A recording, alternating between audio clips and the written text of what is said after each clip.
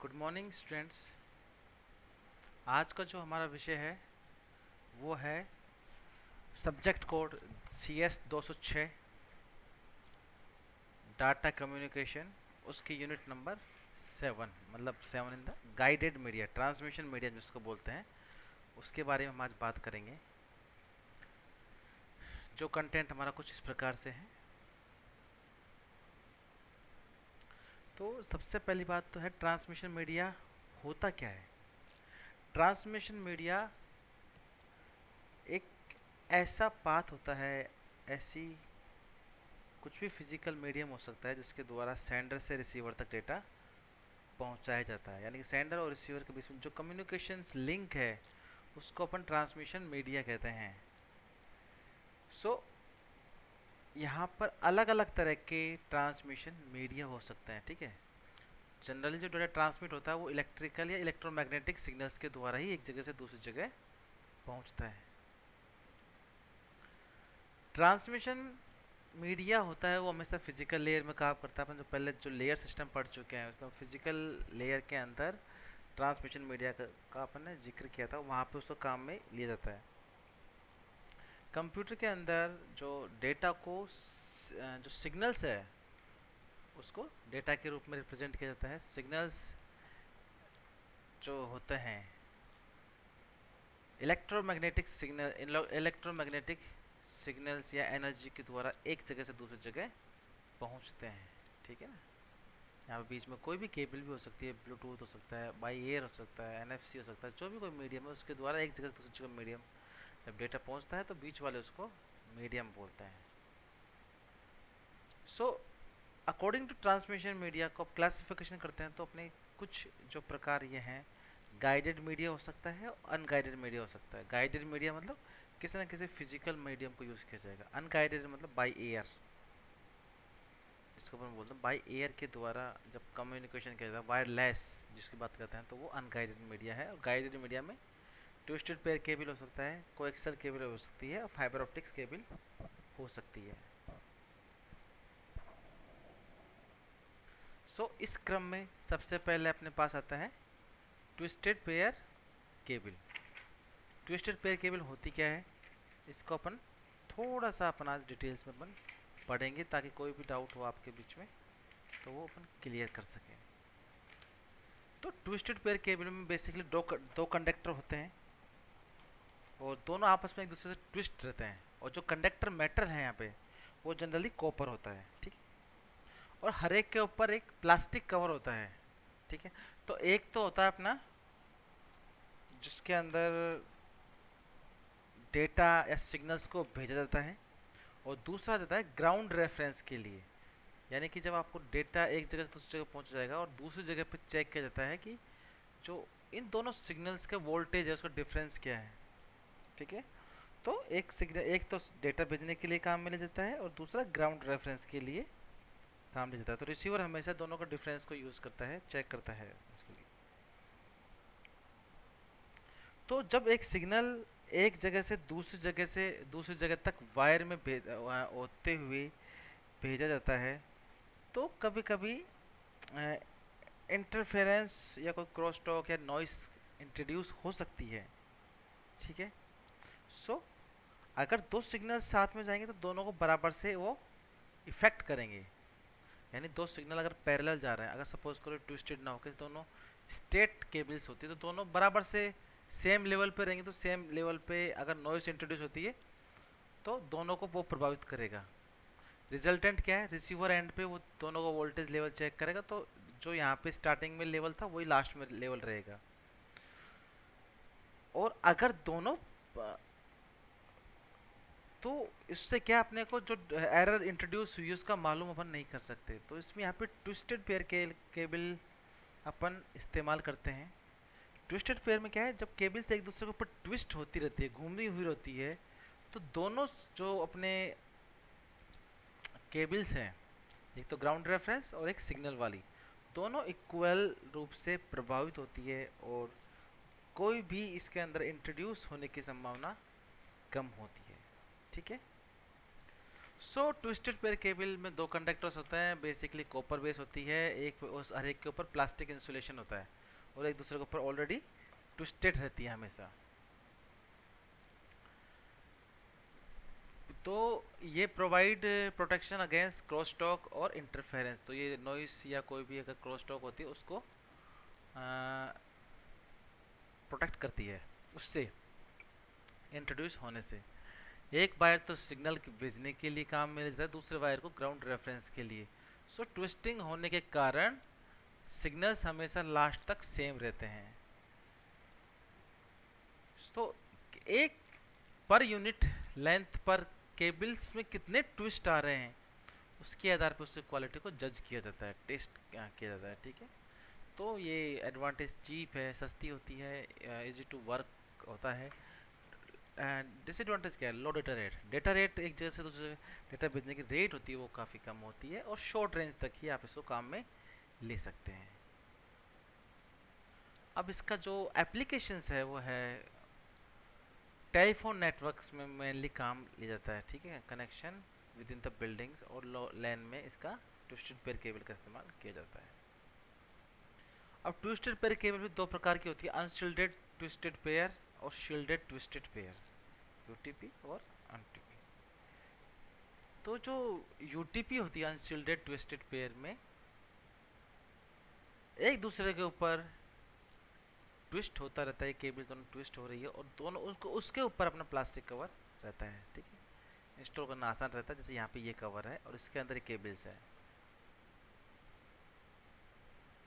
UTP telephone subscriber connect to central telephone office, DSL lines में काम आता है। 10 एमबीपीएस टू 100 एमबीपीएस लैन में काम आ जाता है। यूटीपी केबल्स टाइप कितने प्रकार की होती है? कैट 1, कैट 2, कैट 3, कैट 4, इस तरीके से कैट 7 तक की इसकी कैटेगरी होती है यूटीपी की, ठीक है। अब इसके उपयोग है जो अपन देखते हैं टेलीफोन लाइंस में, अगर इनका data rate less than 0.1 Mbps की स्पीड से डेटा भेजना है तो अपने को टेलीफोन लाइंस के अंदर अपन इसका इस्तेमाल किया जा सकता है। कुछ यूटीपी कनेक्टर्स है जो ये RJ45 फीमेल कनेक्टर है, इसके अंदर आप जैक पोर्ट घुसाते हो। RJ45 मेल कनेक्टर है, ठीक है। दोनों यूटीपी टाइप कनेक्टर हैं। एक क्रिम्पिंग टूल है जिसके द्वारा इनकी आप केबल इंसर्ट करते समय काम में ले जाता है। ओके, तो ये कुछ इसके एडवांटेज है। इलेक्ट्रोमैग्नेटिक इंटरफेरेंस कम होता है। शील्डेड ट्विस्टेड पेयर के अंदर क्या होता है? शील्डेड ट्विस्टेड पेयर केबल्स के अंदर जो यहाँ पे क्या होता है, ये दोनों केबल्स है, दोनों केबल्स के ऊपर एक मेटल की शील्ड होती है जो कि क्रॉस टॉक है उसको बचाती है। Pair of wires wound around each other place inside the protective foil wrap, ठीक है। तो ये प्रोटेक्टिव लेयर है एक तरीके से। सो ये इंटरफेरेंस को कम करती है, जबकि ये अपन यूटीपी में देखा था, ये यूटीपी में नहीं होता है। यूटीपी में इसके ऊपर कोई वो लेयर नहीं होती है, तो क्रॉस टॉक वगैरह इंट्रोड्यूस होने की संभावना ज़्यादा रहती है। जबकि इसमें क्या है, अलग से मेटल शील्ड है तो वो उसको क्रॉस टॉक है उसको कारण बचाती है अपने को, ठीक है। थोड़ी सी हैवी होती है। रिंग टोपोलॉजी में काम किया जाता है। हायर ट्रांसमिशन रेट होती है, लंबी दूरी के लिए काम किया जाता है, ठीक है। फास्टर देन यूटीपी से फास्टर होती है। Now coaxial cable, coaxial cables में हायर फ्रीक्वेंसी रेंज की जो डेटा को भेजने के लिए काम में लिया जाता है। यानी ट्विस्टेड पेयर से अगर हायर फ्रीक्वेंसी का डेटा भेजना है अपने को तो इसको अपने को इस्तेमाल करना है। तो इसके अंदर क्या होता है कि इसके अंदर एक सेंट्रल कोर कंडक्टर होता है, ठीक है। सेंट्रल कोर कंडक्टर जिसे अपन बोलते हैं, इनर कंडक्टर जिसे लिखा हो वो लिखा होता है, वो होता है इसके अंदर, जो कि कॉपर का बना होता है। उसके ऊपर एक इंसल्टिंग शील्ड होती है जो कि इसको बचाती है, यानी कि आउटर जो कंडक्टर लिखा वो इसके ऊपर होती है।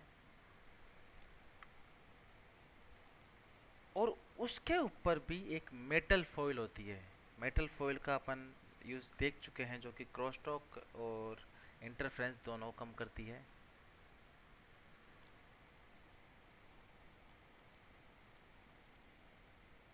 और साथ ही साथ सर्किट को भी पूरा करती है, यानी कि तो अब ये सेंट्रल कोर, इसके ऊपर डाइलेक्ट्रिकल जो आगे इसको बचाने के हिसाब से, फॉइल शील्ड है जो कि क्रॉसटॉक और इंट्रोड्यूस को कम करती है, ब्रेडेड शील्ड जो उसकी मजबूती के लिए बनाते हैं इस पे, वो है इस पे। सो बेसिकली क्या है, एक मेन केबल होती है जिसके अपन कॉपर की बनी होती है, उसके ऊपर एक इंसुलेटिंग शील्ड होती है, उसके ऊपर मेटल फॉइल या ब्रेड होती है जो कि इसको मजबूती के लिए देती हैं। और मेटल फॉइल का दोनों काम होता है, इसको मजबूती के साथ साथ नॉइस को भी कम करना होता है, और दूसरी बात कंडक्टर होता है, तो क्या सर्किट को पूरा करता है। सो ये इसका एक बेसिक डायग्राम है जो कि अपन देख सकते हैं। आउटर जैकेट इसको बचाता है मजबूती के हिसाब से, ठीक है। So inner conductor is solid wire, outer conductor serve as a shield against noise and second conductor, ठीक है। आउटर शील्ड जो होती है इसको, कोएक्सियल केबल का ये जो टाइप्स है, RJ59, RJ58, RJ11, ठीक है। केबल टीवी में इसका इस्तेमाल किया जाता है। To connect coaxial cable to we need coaxial connector. तो कोएक्सियल कनेक्टर कौन कौन से, BNC कनेक्टर होते हैं, ठीक है। तो दो डिवाइसेस को, जैसे टीवी के पीछे जो कनेक्टर रहता है, टीवी सेट एंड कनेक्शन, उसमें BNC केबल का कनेक्शन का इस्तेमाल किया जाता है।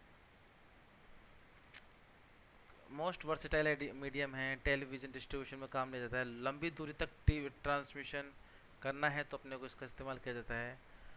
10,000 वॉइस कॉल्स एक साथ हैंडल कर सकता है ये, ठीक है। कुछ दूरी तक कंप्यूटर लिंक्स के लिए काम में लिया जा सकता है इसको। इजी टू वायर है, इजी टू एक्सपेंड है, ठीक है। डिसएडवांटेज क्या है, अगर एक केबल बीच में से टूट गई तो पूरा नेटवर्क को ये खराब कर सकती है। Cost of installation is high due to thickness और स्टफनेस, ठीक है। कॉस्ट ऑफ मेंटेनेंस भी हाई है।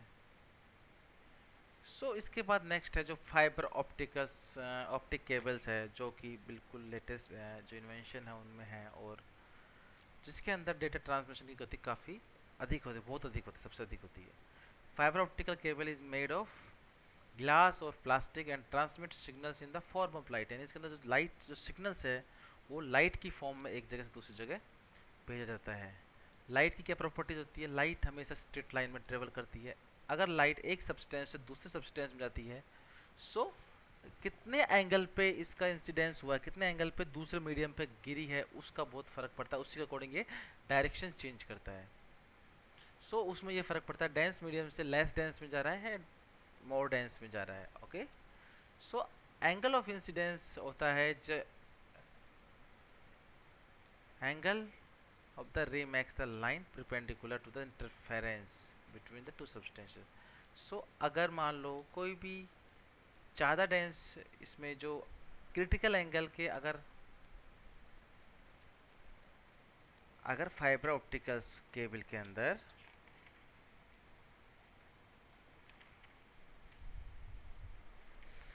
एंगल ऑफ इंसिडेंस क्या होता है, एंगल ऑफ इंसिडेंस होता है जिस एंगल के ऊपर कोई भी रे परपेंडिकुलर गिरती है, ठीक है।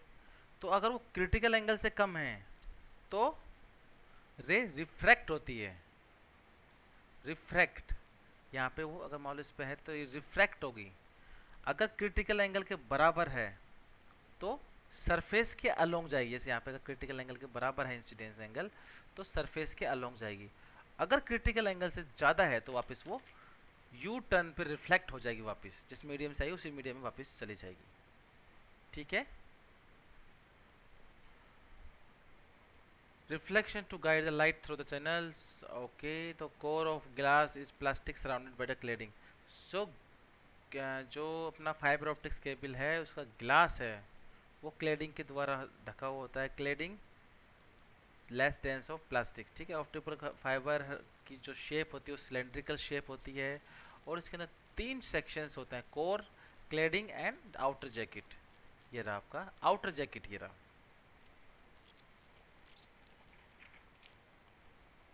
आउटर जैकेट बनी हुई होती है किसी PVC से या टेफ्लॉन से, ठीक है। इस जैकेट के अंदर होता है केवलार। जो कि केबल को मजबूती प्रदान करता है। केवलार एक बहुत ही स्ट्रॉन्ग मटेरियल होता है जो कि बुलेट प्रूफ गाड़ियों में इस्तेमाल किया जाता है। केवलार के अंदर एक जो होता है फाइबर होता है, और उसके अंदर अपना क्लैडिंग होता है जिसके अंदर अपने सिग्नल्स या रेस एक जगह से दूसरी जगह ट्रांसमिट होती है।